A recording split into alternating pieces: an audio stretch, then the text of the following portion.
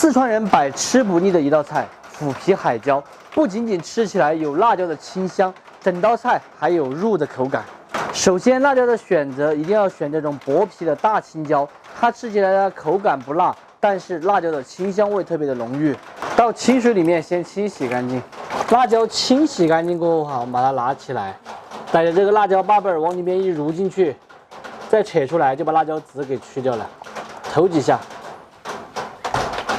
再给大家演示一下啊，大海椒的话，入进去扯出来，投几下就搞定。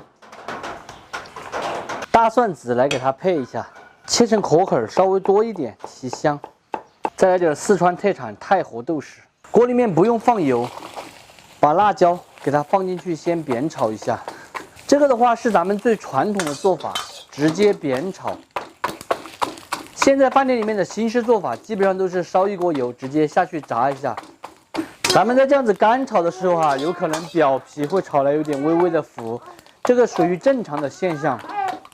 大约炒了5分钟左右，海椒全部都炒蔫了，就可以先倒出来了。另起锅来一点纯菜籽油，下豆豉和蒜末。做川菜一定离不开豆瓣儿和豆豉。今天我就用的这一款豆豉中的爱马仕太和豆豉，100年老字号，始于清朝的道光年间。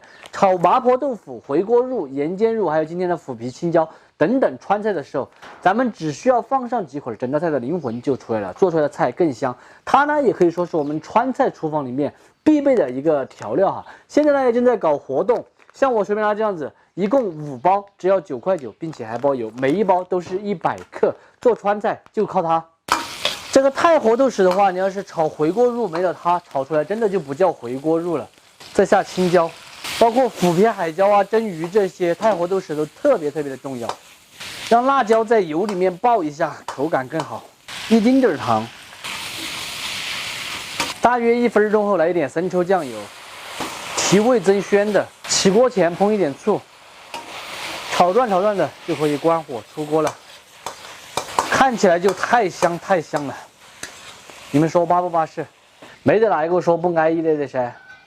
咱们今天的腐皮海椒就做好了，真正做出来的海椒清香味特别的浓郁，并且带着豆豉的独特风味。方法呢也特别的简单，很适合下饭的一道家常菜。喜欢的朋友收藏着，有时间的时候吃着告一哈，不喜欢的就只有免费看完，下锅了。来，好不好吃？比心啊，好吃啊。这辣不辣？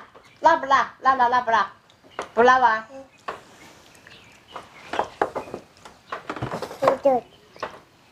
辣不辣这海椒怎么的？不辣。让你儿子吃啊。我要。一样啊。